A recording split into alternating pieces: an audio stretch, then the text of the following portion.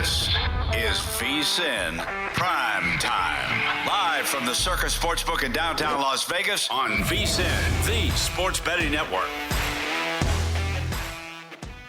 Appreciate the intro, Brent Musburger, Will Hill, Matt Youmans here on VSiN PrimeTime tonight. And quick score updates. We got a blowout in the NBA, 82-38 Cavs over the Heat in Miami. And the Yankees right now in the 8th inning in Baltimore trying to rally. Orioles 4, Yankees 2. Let's go out to the Progressive guest line. You can hear him on Sirius XM Radio. Former GM of the New York Mets, former ESPN baseball analyst Steve Phillips joins us now. Steve, how you doing? Which game are you focused on tonight? Well, I'm bouncing around. I like to just bounce around from one game to the next. But, I saw the Reds pulling out a victory tonight. The Guardians got just trounced by the Minnesota Twins. The Twins' offense really, really good in that one. And obviously Yankees-Orioles is always a great matchup. And the Orioles are desperate for wins right now for sure. All right, the Los Angeles Dodgers. I'm going to start here with the Dodgers. Dustin May starting tonight. He's got good numbers at home, good numbers in his previous 3 starts before he got bombed at Wrigley Field last week. Steve, is it fair to say that the Dodgers are off to a bit of a slow start? I know expectations were sky high for this team, maybe a little bit too high. It's early, but Dodgers are 18-10 after 2 wins over the Pirates. Big favorites tonight over the Marlins. Dodgers minus 265 with May on the mound. What do you make of the first 28 games of this LA team? Yeah, I think that like for mere mortals would be happy with an 18-10 start, right? But I mean, I think there was a thought when they won their first 6 games they might go undefeated. I mean, kidding, but I mean they were that good. Right. But they listen. Mookie Betts is not off to a great start. I think he's hitting like 232 and dealt with some injuries and some sickness early. The pitching that, with Glass now being taken out of the game, Snell having to shut down his throwing program. He's on the injured list. They've had some injuries, but they've built in some protections. I mean, the Dustin Mays of the world and Tony Gonsolin is going to come back and make a start. Kershaw's on rehab assignment. He'll be back at some point. So they're going to be fine. And I just don't think the San Francisco Giants are going to actually continue to play this well. And so I do think that at some point, the Dodgers will separate, win this division. They'll win it easily. And even with the injuries, I think they're that good, that they've just got so much depth. Their bullpen's excellent. Even with some injuries in the bullpen, they've got, so many weapons out there. And so, I think the Dodgers are going to be just fine. And I think the Giants have exceeded expectations. I just don't see it sustaining itself, though, with the talent on that roster. Steve, the Yankees, who just cut the Orioles lead to 4-3 and are still batting here in the 8th with a chance to come back against the Orioles. How hard is it to manage a closer that's as decorated in terms of his career as Devin Williams, but is as bad as he's been? Do you think the Alonso home run, is there some carryover from that? We've seen closers in the past, give up big homers and never be the same. What do you see with Devin Williams, and what do you see with this Yankee team in general? Yeah, so Devin Williams just isn't getting right-handers out, and his changeup's not playing the same way. Now, he was tipping pitches last year, and it makes me wonder, as much as he's getting hit, whether he's tipping pitches again this year, because they're sitting on that changeup like they know it's coming, or they're laying off of it like they know it's coming. And so, but they're going to get him righted. And the Yankees are fine considering that, but it's hard to manage. But you do what you can. And Williams certainly understands he's not throwing well. He wants to do better. They do have Luke Weaver, who was so good for them last year. So, and Fernando Cruz was a great pickup by Brian Cashman coming from Cincinnati. They really fine-tuned his stuff, and they've got him throwing that split even more than he was last year. And so they've got a lot of weapons. Mark Leiter Jr. is like a workhorse. He's been in, I think, 15 of 28 games or something like that. And so the Yankees are going to be fine in the pen. They'll get Williams put back together. They got Clay Holmes put back together last year after he imploded. And Aaron Boone did a good job sort of rebuilding him so he was a weapon down the stretch, even though Weaver still had the 9th inning. But, it's a little bit of a challenge to deal with it. But, boy, closers around the league have gotten off to a little bit of a slow start. I mean, and I have given it up. And so it's not uncommon, especially early in the season. It's so hard to prepare closers in spring training to give them the right sort of mentality and the right situations to get ready for the season. What about the American League in general? I think a lot of the talent is in the National League, like a lot of the teams you just discussed. Do you have a sleeper team in the American League? Is this a year where a team can get in 84, 85 wins in the American League and make a run? What are your thoughts on this league? Well, I tell you, the Tigers are playing out of their minds so far. Detroit Tigers have played great. They're playing in Houston now, A.J. Hinch's former team. They beat them in the playoffs last year, did the Tigers. And I thought to myself that, what they did last year was a fluke. I mean, they were sellers at the deadline. They traded away Jack Flaherty to the Dodgers. And the next thing you know, they go on this run and they get into the playoffs. But I still looked at their roster and I had so many doubts about it. I just don't see any aircraft carrier in the lineup, no guy that can carry the offense. And Torkelson has come back and remade himself when they gave up on him. He had lost his position and he went into spring training really as a potential trade candidate, and he's put himself back together. But the pitching's been really good for them, and Scooble's fantastic, but the rest of the rotation, the bullpen's been good. And A.J. Hinch can manipulate a roster. So the Tigers could be a scary team. I do think Boston is going to get things put together. They got Brian Bale back off the injured list. He got the win yesterday. They're going to get Lucas Giolito back in. Crochet's a beast. They're getting the bullpen stabilized. They're a really good offensive team, and I think that they'll play better defense. So I do think Boston at some point will be in the mix there. But I do agree with you. I think that, if you're going to rank the top teams in baseball, you might go 4 or 5 deep and then say the Yankees as the best team in the American League. And then, Detroit starts to work its way in there in Boston. But, I think that the National League is really the much stronger league. How many wins do you think the Rockies will have at the end of the season? And how challenging is it from a team building standpoint to win in that environment, build a pitching staff? Is it one of these situations where, man, it's going to be really hard to ever sustain a contending team in Colorado? Well, I mean, they've made the playoffs before, so it can be done. And I always looked at it, thought it was done once, and why can't I do it? But the way they're going about it right now, it feels almost like they're not really trying. They don't make any free agent signings. They don't go after anybody. They don't make many trades. And it's, they're just going to draft players and hope that they can build a team. That's just not how you do it. So, could they have less than 41 wins? Absolutely, they could. I think they'll have more. I still think the White Sox, I saw the over-under in the White Sox beginning of the year, and I think the number was like 54.5, and I'm like, I don't get it. Like, they won 41 the year before, and they're worse. Like, they're going to be a worse team. They traded away 9 players that teams thought could help the playoffs last year. I don't know how we could think. Like, I thought that was one of the easiest unders on the lot this year. And I think right now I think there's going to be a real battle for the worst record between Colorado and the White Sox as to who's going to end up with the worst record. I don't automatically give it to Colorado. I think the White Sox will be right there with them in the end. It'll come down to last week of the season who ends up with the worst record. Rockies are 4-23, but they are up 3-0 on the Braves right now. Bottom of the second inning in Denver tonight. White Sox 7-21 here on April 28th. White Sox, I believe, are off tonight, right? Yeah, White Sox are not playing tonight. Yep. Steve Phillips. That score in Colorado is, how easy it is to kick a field goal in Denver. Uh-huh. So, honestly, they're inning later could be a touchdown or two and be 14-3 with the way the score is there and the way the game plays at Coors Field. Yeah, we were talking about that total tonight in that pitching matchup, the total of 10, and it was bet up to 10.5 at closing time. Already 3 runs on the board for the Rockies here in the bottom of the second. Steve Phillips with us, former MLB GM of the Mets. And Steve, Will Hill and I were talking about this early in the show. Get your take on it here before we get you out of here. Mets are 20-9. Is it a good sign they are 20-9 and Juan Soto's only batting in the 250s right now? And how good do you think this Mets team is? Yeah, I think it's a great sign. The good news is he's not hit yet. And when he does, they're going to be that much better offensively.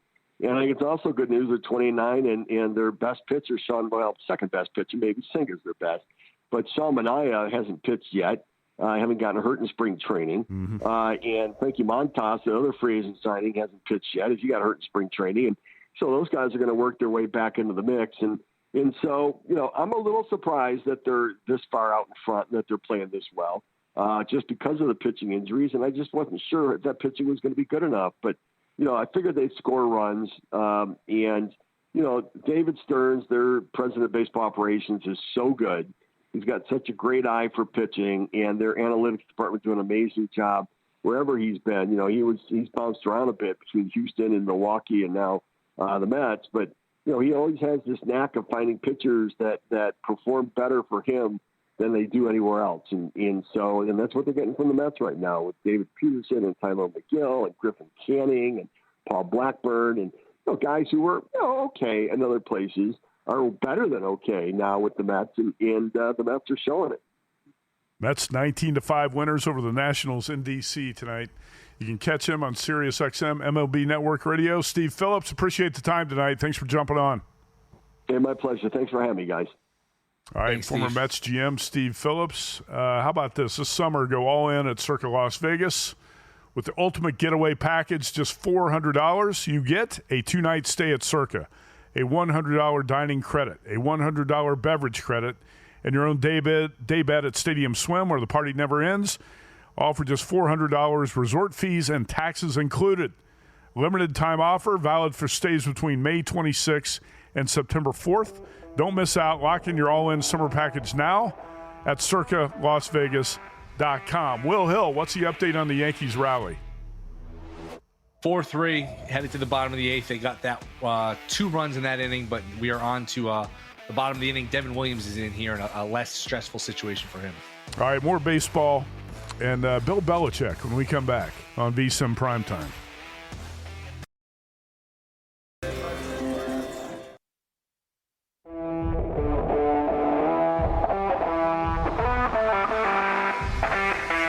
This is VSiN Primetime on VSiN, the Sports Betting Network.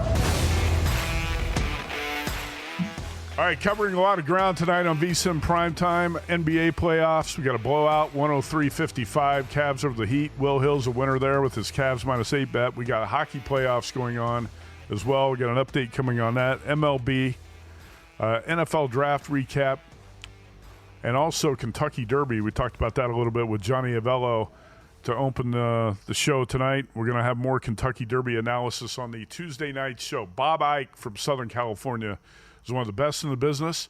Bob is going to have a thorough Derby breakdown for us on the Tuesday night show. All right, Will Hill, we were talking previously about Arch Manning and about the odds up on the number 1 draft pick next year. Arch Manning's a favorite, 2-1 at DraftKings. I wanted to mention this. I got a message from Ian McDonald from the Chicago area, and Ian's done some writing for our website at vsin.com in the past. I want to get your reaction to this. Here's a hot take, Ian says. Steve Sarkisian did not play Arch because he was better than Ewers, and he would have caused a quarterback controversy that Sark wanted to avoid. You going to buy that or not, Will Hill? Yeah, I mean, I think there is some truth to that, where once you put him out there and you realize he's better, then what do you do? Mm-hmm. So it was an awkward situation, but I mean, usually these coaches, you're just going to go for the better player, and the controversy be damned. But I do think there's probably some truth to that. How about you? You think there's some validity to that? Maybe a little bit, but here's what I'm going to say. You're playing to win a national championship, right? You're not going to put the better player on the bench, are you, if you're that close to winning a national championship? No, and they were right there. I mean, they played Ohio State, as close as anyone, and play here, play there. They're in the championship game and would have been favored, and had a good shot to win it. I think it's telling too that Arch Manning's a favorite to be the number 1 pick in next year's draft, and Quinn Ewers just went in the 7th round to the Dolphins. I mean, I've not been a Quinn Ewers fan for the past couple of years, and I kept saying, why isn't Stark putting in more packages for Arch Manning? Why aren't you playing Arch Manning more? And maybe Arch would have been enough to get Texas over the hump in the playoffs. I don't know. I certainly understand that line of thinking that you don't want to create a quarterback controversy and a big distraction within the team when Quinn Ewers is established as your starter.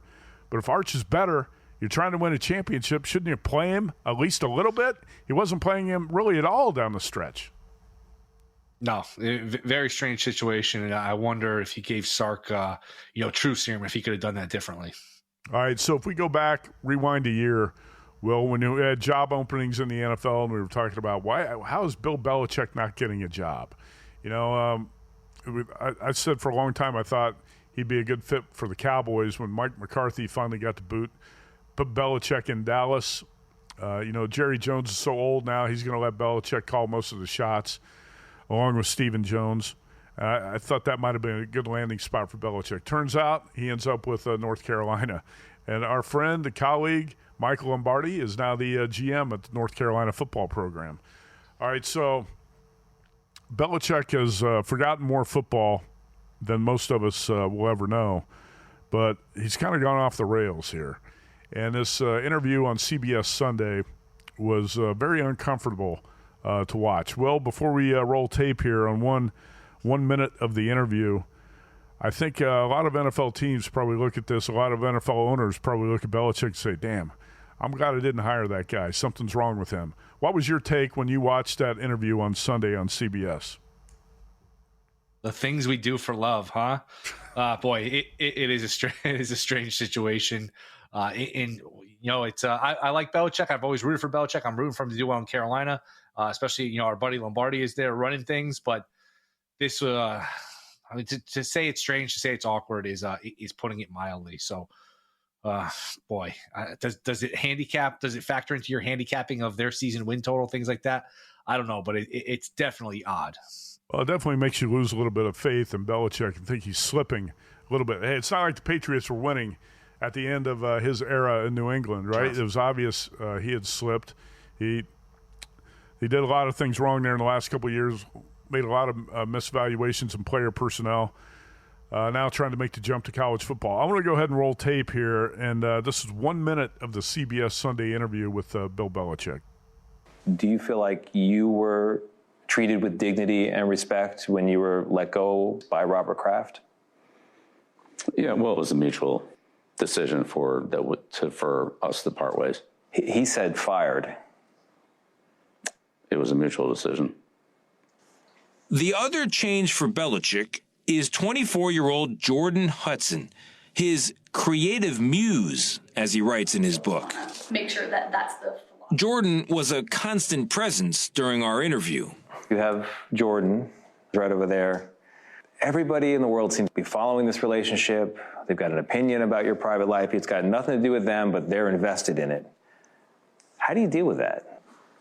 Never been too worried about what everybody else thinks. Just try to do what I feel like is best for me and what's right. How did you guys meet?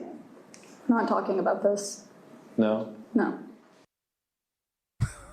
Okay, so that's very suspicious there at the end. First of all, Belichick's wearing a Navy sweatshirt. He's a coach of North Carolina. Why are you wearing a Navy sweatshirt? Not only that, it's a ripped Navy sweatshirt. He looks got a hole in it, yeah. Looks like he just pulled it out of the Salvation Army donation bin. Why was he dressed like that? And then when the question is, where did you meet? She says, we're not talking about this. That raises all sorts of suspicions, right, about how they met. The initial story was they met on a plane. I don't think anybody's really buying that. But, here's the thing. If you just say, oh, we met at a restaurant or we met through a mutual friend, people just move on. But when you refuse to talk about something and object to the question, then all of a sudden antennas go up and say, what was she doing? How did they meet? All right, you're a sharp better. I'm going to put you in charge of making the odds. I'm not going to make the odds. What's the short shot? What are the odds? What are the I'll tell you some during of the options in their odds? I'll tell you during the commercial break. How's that? Okay. So what did you come away with as far as Belichick? Do you lose a little bit of faith in him as a coach when you watch this? Why are you showing up in a ripped Navy sweatshirt? He's promoting the book, by the way. That's why he did the interview on CBS. Yeah. And what did you know ahead of time, like what you want to talk about and what you don't want to talk about? Look, I'm rooting for him. I'm rooting for him. Rooting for Lombardi. I think it'd be a fun story if he could, revitalize that program. Belichick, in college, getting his team to the playoff, things like that. But it doesn't make me, cut in line here to bet UNC to over the win total ACC. I don't know how they're going to be on the field. They got that quarterback transfer from South Alabama. So, boy, I'm less optimistic about their chances. Yeah, me as well. All right, Will, give us a baseball update here after I read this promo. ProfitX is offering the best odds all baseball season long. ProfitX is a peer-to-peer sports exchange available in 40 plus states, the first of its kind in the U.S. You will be able to make your sports picks against other groups of fans rather than against sports books. Exchanges guarantee you the best odds on average by 10 to 20%. You can even request your own odds. Download ProfitX today with code VSiN and earn up to $200 in profit cash over your first month. Again, ProfitX. Check it out if you're betting baseball. And, Will, let's get a baseball update here. The Yankees were rallying when we had Steve Phillips on. Yankees went from 4-0 to 4-3, and I think that's where it stopped right now. We're in the top of the ninth, right? And the top of the ninth has concluded. It looks like Bellinger strikes out. The ball game is over. Bautista gets the save. Orioles get a much-needed win because it's still April, but Orioles have really been struggling here, and they're able to hold on to this one and win 4-3. Under the total of 9.5 at DraftKings, and Yankees are minus 135 favorites with Will Warren on the mound tonight, but the Orioles win that game 4-3. So we were talking about the Rockies with Steve Phillips, and are they going to be as bad as the 2024 Chicago White Sox? Rockies off to a 4-23 start. They're 1-14 on the road. But, Will, the Rockies got the lead tonight. Now, it's early at Coors Field. The total was anywhere from 10 to 10.5 in this game tonight. It's 3-2 now, right? Top of the third? Yes, 3-2, and we are bottom of the third here. The Rockies are batting. All right, my screen's a little bit behind here. We got finals.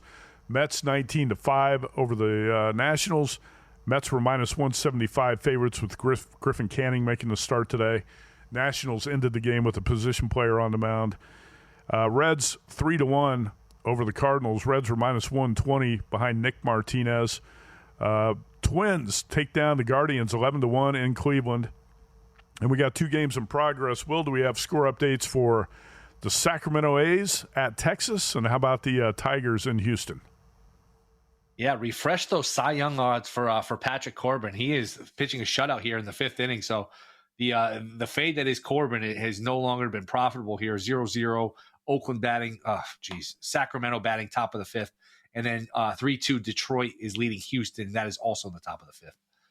All right, update in the NBA. Cleveland, 107. Miami, 61. Will, I'm glad I did not take the 38.5 with the Heat at a halftime. I went ahead and passed on that. Hopefully Doug Kazarian played the Cavs, like you, in the VSiN NBA handicapping contest. Doug is going to join us next to break down the association playoffs tonight and tomorrow. We still got the Rockets and the Warriors to go tonight. Stay tuned. VSiN Primetime, Will Hill, Matt Youmans.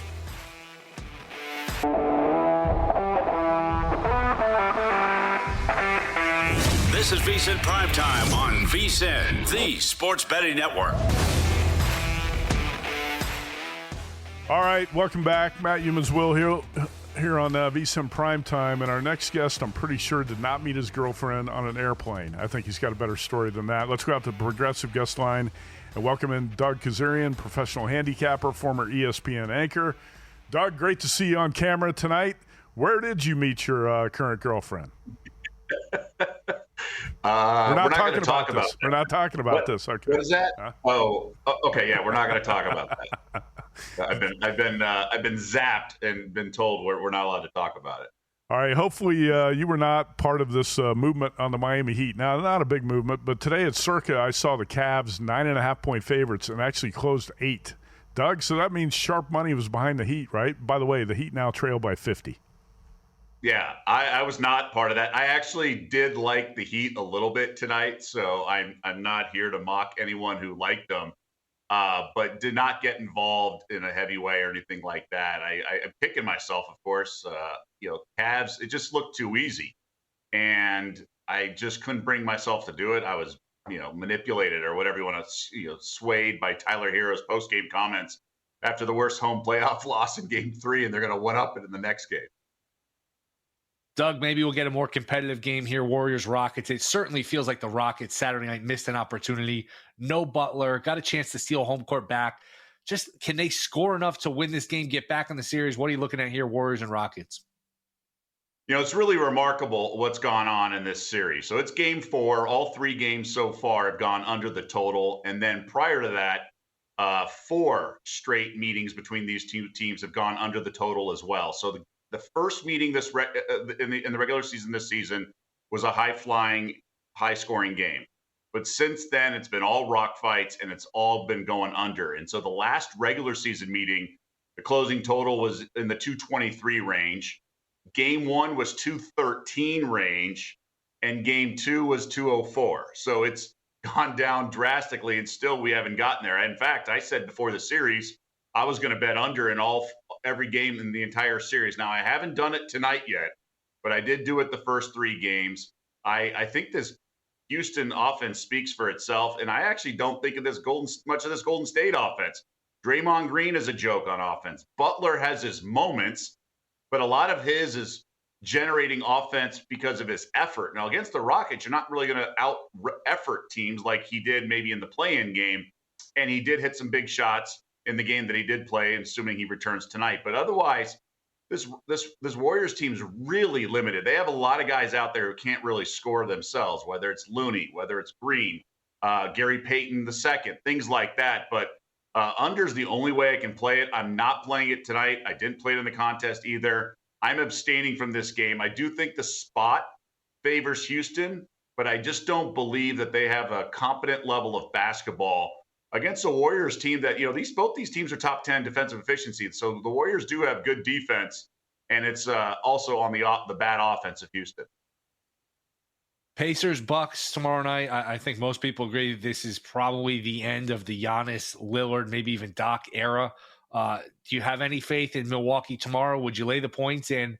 As the odds for next season start to pop up with the Giannis trade rumors, any landing spot that you think is a potential way to look here for Giannis going forward? So that's really interesting to point out, and I haven't thought about next year's odds and landing spot.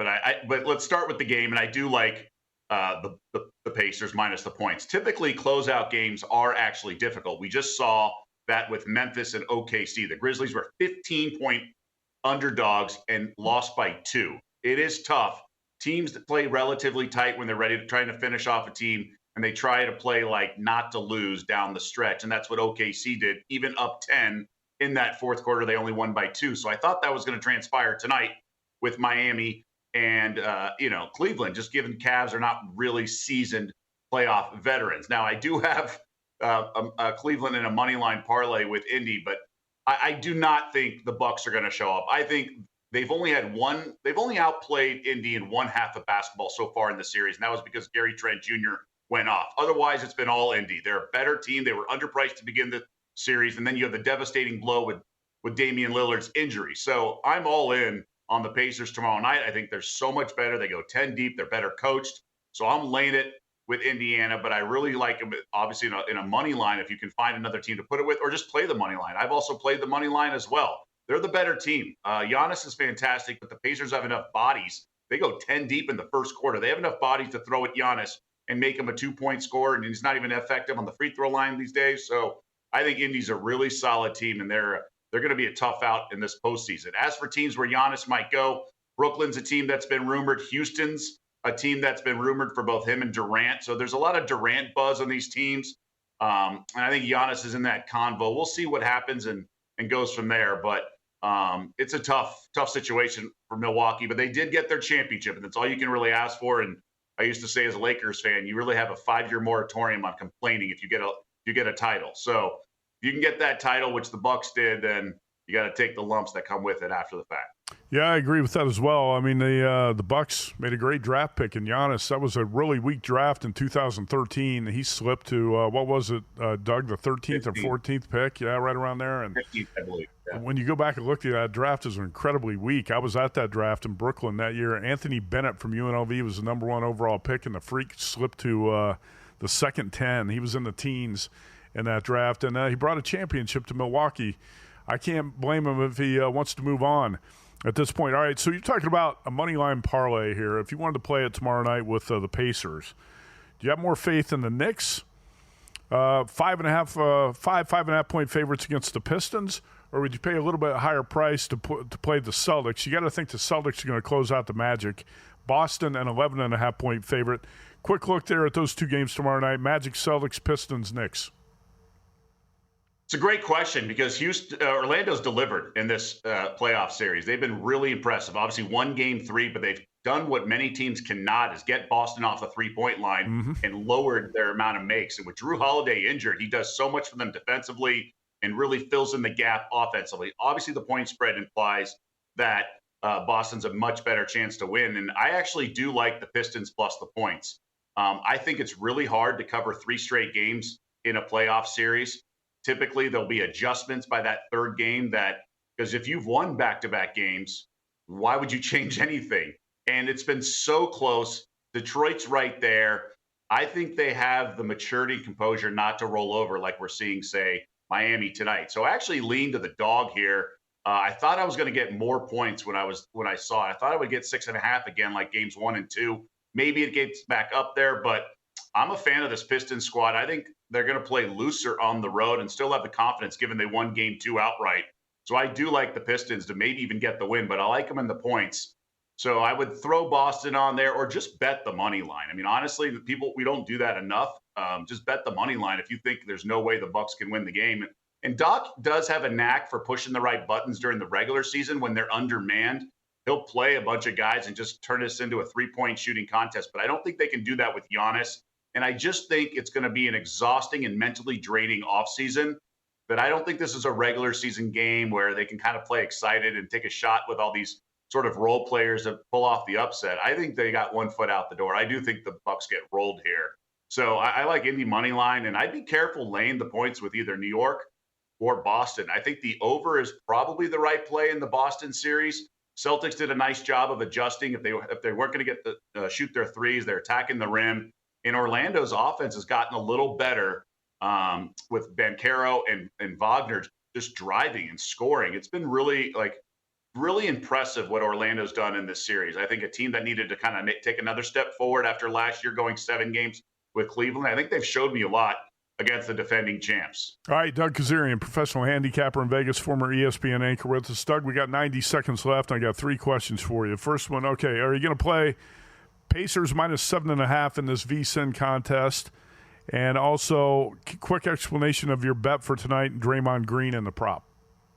Okay, so yes, I am on the minus 7.5. It's a big number, but I laid Boston minus 7 last night, so I think it's a good price. I have 3 more plays to use in the remaining games of the first round. We don't know exactly how many games are left, but you got to. I took tonight off, so if I have 3 more picks to go, I do like the Bucks minus the 7.5 tomorrow. Pacers minus 7.5. No, I don't want to do an alt line. So I'm on Indy minus 7.5. They're going to finish it off, and I think win this by double digits. Okay. And then I like Draymond under his points, rebounds, assists. He's gone over in all 3 games so far. He's a disaster offensively. He did have 1 game where he went 2 of 8 from 3, but mostly he's put up the bagel from 3. He shoots at the end of the shot clock. He's always looking for Steph. And then sometimes he's getting hockey assists. And with Butler coming back, Butler's going to be around 5 or 6 assists. So Draymond, and then rebounding, he just can't grab that many rebounds with this front line and size advantage that Houston has, especially if Adams is going to play tonight. He's got a little bit of a bug, but I still think he'll play. They've been playing Jabari Smith more. They have Sengun. I think Draymond's just an empty stat line. And given the series 2-1, he could be good for an ejection as well. I think this is a game where he just goes off in crazy mode. All right, so I don't have much time for the third question. Who do you like in the Clippers-Nuggets game on Tuesday night? Clippers, money line all the way. All right, that's Doug Kazarian. Appreciate the time tonight. All right, guys, thanks so much. Thanks, Doug.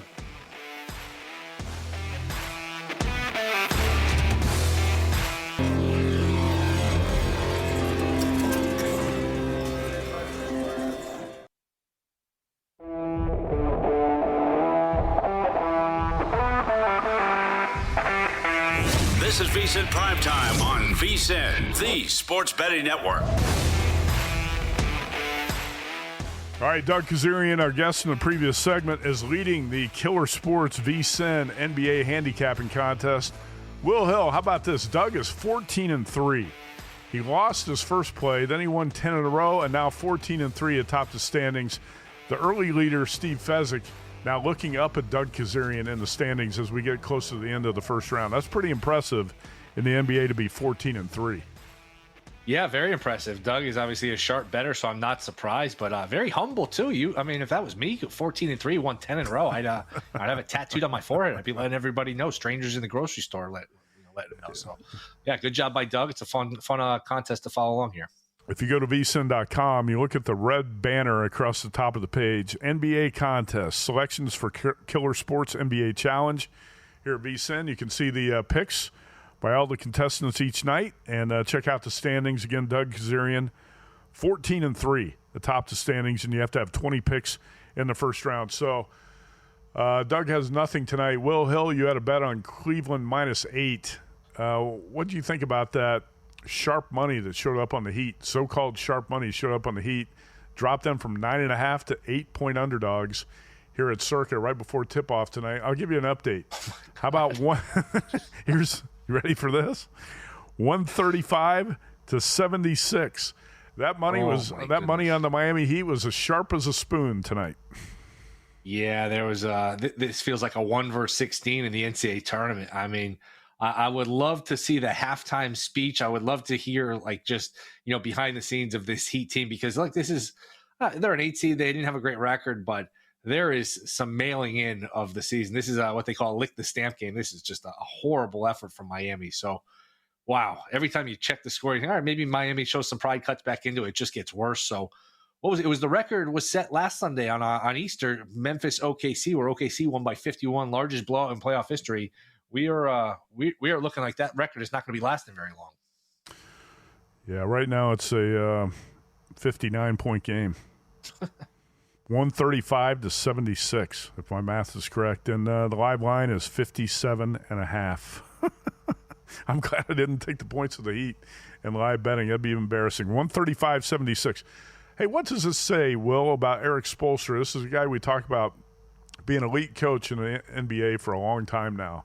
How do you lose total control of your team like this, where you're going to lose by 37 and then lose by 50-plus in back-to-back games? Yeah, I mean, he's built up enough equity where you wouldn't think this is something like gets him, puts him on the hot seat or gets him fired. But it's, you do wonder if that ever gets to the point where he's been there a while. Does that start to get stale? Or does he say, you know what, I need to recharge the batteries for a year? Maybe go do TV and find a better home in the year. I'm just kind of thinking out loud, but certainly not a good look for this team. You wonder if they're going to be in the mix for any of these superstars that are possibly available this summer, if Giannis, if it's Durant. But yeah, this is a bad effort, a bad showing. Nobody expected them to beat the Cavs or even win a game versus the Cavs, but to get swept and lose by 60 points in game 4, they were outscored by 67. This is one of the all-time embarrassing sweeps we've ever seen. This is it's beyond bad. It's beyond humiliating. And to be down 59 on your home floor after you lost by 37 in the previous game, I think the coach would be questioned in a lot of circumstances like this. But Eric Spoelstra, like you said, has got a lot of goodwill built up. All right, the Boston Celtics, 11.5-point favorites over the Magic in Game 5 on Tuesday night. Will, I think the Magic have been pretty effective at putting up a fight in this series. But I'm sure you and I and everyone else expects the Celtics to close this out Tuesday night. We were talking about this with Doug. How would you play it? I mean, it's a steep price. I don't like to recommend things like moneyline parlay when you're talking about a huge favorite like the Celtics here. Would you lay the 11.5 expecting the Celtics to close it out? Or you think it's going to be a struggle for the Celtics on Tuesday night in Boston? Not sure if I'm going to bet it. If I had to take it or lay it, I would probably take it just because I think Orlando has done enough defensively to give them problems. Paolo's been really impressive at times. I do worry, kind of a younger team in Orlando going into a hostile environment, a closeout. Boston can sniff blood here. Maybe Boston runs them off the court. So not going to play it. I would lean towards the 11.5, but not something. I don't like it enough to bet it. Is this a game you have interest in? Right. No, I agree. Doug was talking about the Pacers on a money line parlay. He said you throw the Pacers on there with the Celtics. Those are two huge favorites, and yeah, it's not easy to do that. The Knicks are 5.5-point home favorites over the Pistons, and also tomorrow night. So Doug Kazarian said this is going to be a play for him, and I agree. Now I bet the Nuggets at 7. Nuggets to win the series in 7 at plus 390. It's 2-2, and a great spot here going to Game 5 in Denver. Will Hill, what a wild finish on Saturday with Jokic throwing up the three-point attempt and Aaron Gordon dunking it at the buzzer And if I've watched that replay probably 50 times to try to determine if the red light went off and his fingertip was still in the hand. I want to call it a good basket. It was a phenomenal play. I think maybe the ball was just barely out of his fingertips when the red light came on. What was your take there? And what do you think? What do you think shakes out here in Game 5 with the Clippers being 1.5, 2-point favorites at Denver? I have the same bet. I have Nuggets in 7. I was basically writing it off as a loss going into Game 4. Now, obviously, we have some hope that, hey, we just get a split here, and then we'll go into Game 7 and kind of go from there, see if we can earn off the ticket or maybe just let it ride. I saw that play, like you said, a dozen times, probably more. I don't think you can still get a definitive, yes, that's a basket. No, it's not. The fact that it's a basket on the floor makes it, tie goes to the score. Tie goes to just the fact that it was a cool play and a great play, and there was nothing to overturn it. So I'm happy they let it stand. The more I watch it, like the ball's probably on his finger. It's a weird play because the ball's through the net, but it's also still on his fingers. So do you honor the fact that it's through the net and that's a basket, but it's still on his fingers, so that's not really off of it. It really could have gone either way. That's about as 50-50 as it gets.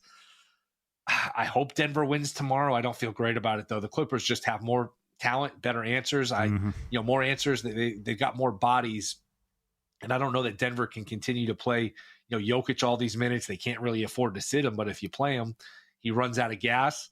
I would like it from the Denver side if Russell Westbrook was out again, because I think he just does some really bonehead things on the court. I think he hurts their spacing with his lack of shooting. He tries to get too involved. Again, another game I didn't bet. I'm just going to root for Denver and then root for the Clippers in Game 6 and just hope that home court holds here and we can get to a 7th game. But if I had to bet, like if you gave me true serum, I tend to think the Clippers are going to win. I just think the Clippers are better, and home court has not meant much in this series. That's correct. I agree with everything you just said there, except I'll say this. I watched a reverse angle of Gordon and the dunk, and I've probably watched the replay 10 times. I'm pretty sure the ball was off his fingertips when the red light came on. And that's what I'm saying. Yeah. I even though I'm a little bit biased because I wanted the Nuggets in the game and I need them in the series, I watched that so many different times from different angles that I think it was good. I think the thing with ball was just barely off his fingertips when the red light came on. That's the thing. It cannot be touching his finger when the red light comes on. I think it was just off his fingertips. So anyway, phenomenal finish to that game in L.A. on Saturday with the Nuggets beating the Clippers. Now, I'm probably leaning Clips here in Game 5 as 1.5 2-point favorites. Let's take a quick look at, before we get to the bottom of the hour here and move on to Warriors hosting the Rockets. How about the T-Wolves and the Lakers playing on Wednesday night? Lakers are 5.5, 6-point favorites. Doug said he's probably going to play the Lakers, talking about Doug Kazarian, who leads this Killer Sports VSiN NBA contest right now. He's probably going to play the Lakers. Will, I don't have a lot of faith in the Lakers. I'm a little bit concerned. We're going to talk more about this in the next hour. But are you concerned with the Lakers after J.J. Redick played the same 5 players for the entire second half against Minnesota in Game 4? And the Lakers blew that game, by the way, in the final minute. And I'm going to tell you how LeBron James was a big culprit in the Lakers blowing that game in the next hour when we break it down. But are you concerned that all these minutes were played by the same Lakers 5, no bench players were used, and they still lost the game? That's a sign of desperation. And when you lose a game like that, it could really backfire. Yeah, absolutely. And I think Luka Doncic shows some fatigue down the stretch. It's just, man, it's a lot of minutes to play. It doesn't look like he's in the best shape. LeBron at his age, man, I understand why Redick went for it, because I was doing the live bet show and I felt like whoever wins this game is probably going to win the series. If the Lakers can get it to 2-2 with 5 at home and 7 at home, and LeBron and Luka, they're probably going to win. And if they're down 3-1, they're probably going to lose. I would look to lay it here. I think they'll get very favorable calls. I like the 2 days rest in between, but Minnesota has some real advantages in this series. I agree. By the way, I think we'll talk about this in the second hour. The Kentucky Derby betting guide at VSiN. Got a little bit more time to promo that in the final hour tonight, but check it out if you go to vsin.com/subscribe. Will, we're going to talk more about the Lakers in the final hour tonight, too. Got a lot to say about LeBron and Luka and the way the Lakers collapsed in Game 4 at Minnesota. The VSiN Primetime Game of the Night is about to tip off in San Francisco within 10 minutes Rockets at Warriors. We will preview that one more time when we come back. It's VSiN, the Sports Betting Network.